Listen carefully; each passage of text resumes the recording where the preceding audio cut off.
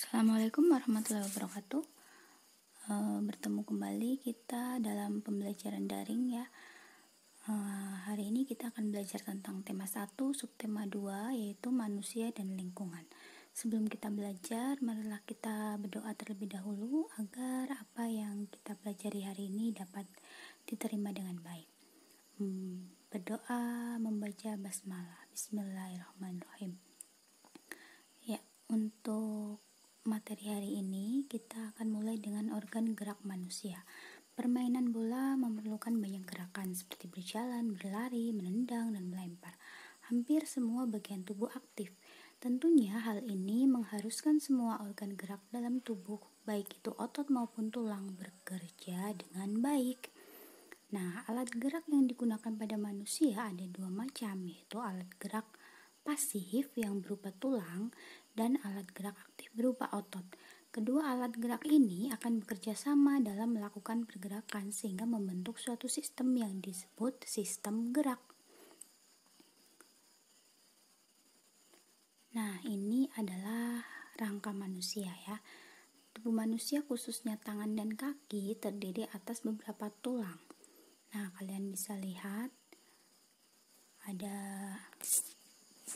macam-macam tulang, nanti dipelajari dengan baik. Nah, untuk lebih memahami tentang organ gerak manusia, simak video organ gerak manusia dengan cara men-scan kode QR yang ada di samping ini, agar kalian bisa lebih memahami tentang organ gerak manusia. Bagian-bagiannya dari kepala, tangan, dan kaki semuanya bisa dipelajari dalam video tersebut.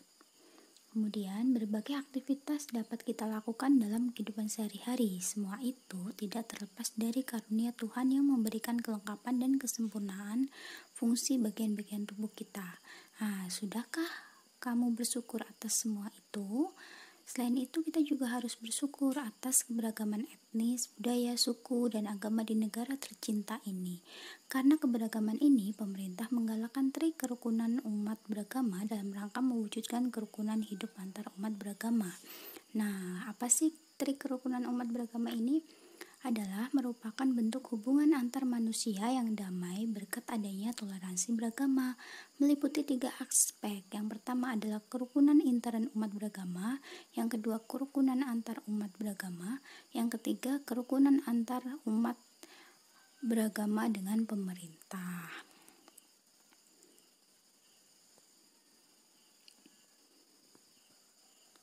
Kemudian, apa sih manfaat kerukunan? Yang pertama, menumbuhkan persatuan dan kesatuan.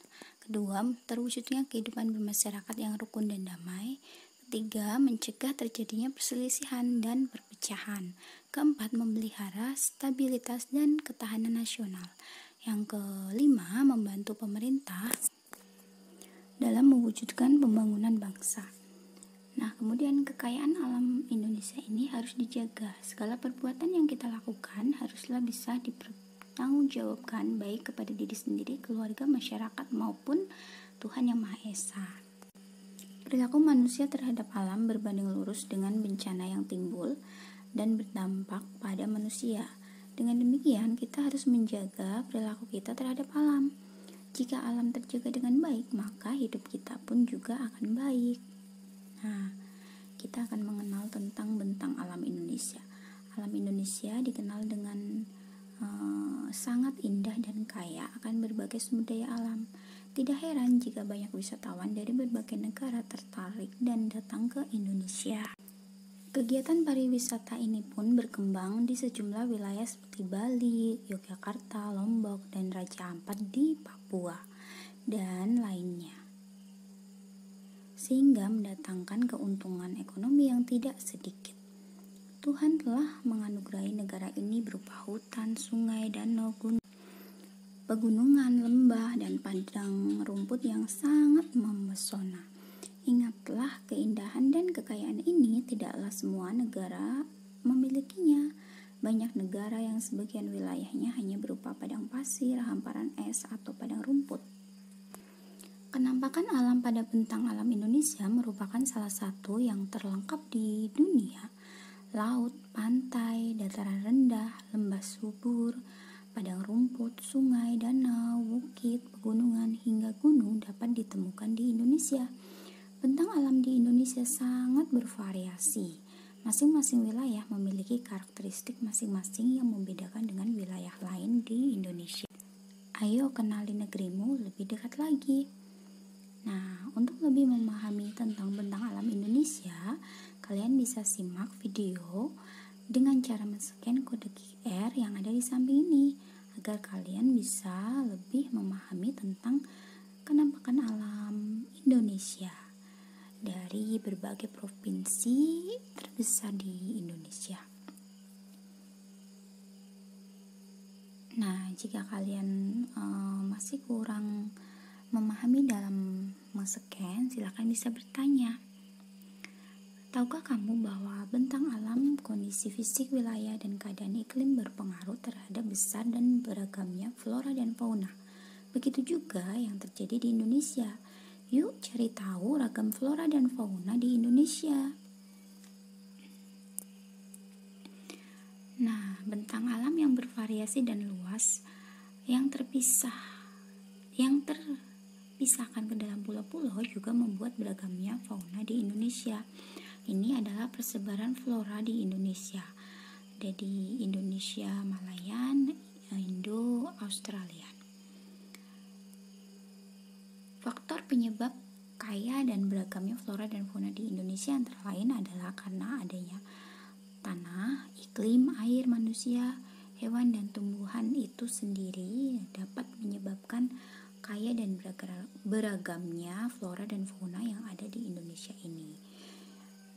Nah, itu ya penyebabnya kenapa bisa ada berbagai macam flora dan fauna.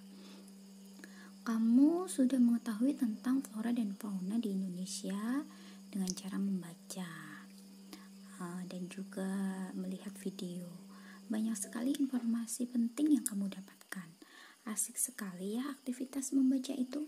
Nah, apabila kalian membaca buku, dengan melihat cover bukunya saja kalian sudah tertarik, apalagi dengan membaca isinya kan? Nah, sekarang kita akan belajar tentang cover. Apa sih cover itu? Cover atau sampul buku merupakan cerminan dari keseluruhan isi buku. Cover atau sampul buku merupakan bagian terluar dari buku yang terdiri atas dua sisi, yakni depan dan belakang. Kedua sisi ini saling mendukung dan melengkapi serta menguatkan isi dari buku. Nah, gimana sih cover yang baik? Nah, cover yang baik adalah yang bisa mempengaruhi dan menarik minat orang untuk membaca isi buku secara keseluruhan. Untuk itu, maka sebuah cover harus memenuhi unsur-unsur sebagai berikut.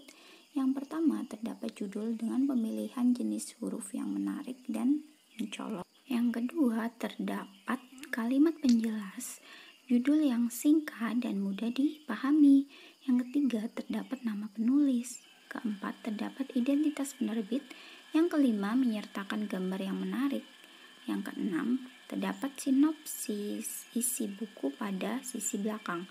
Yang ketujuh, terdapat identitas buku pada punggung buku. Nah, itu dia unsur-unsur yang harus ada dalam cover. Nah, demikian pembelajaran kita kali ini.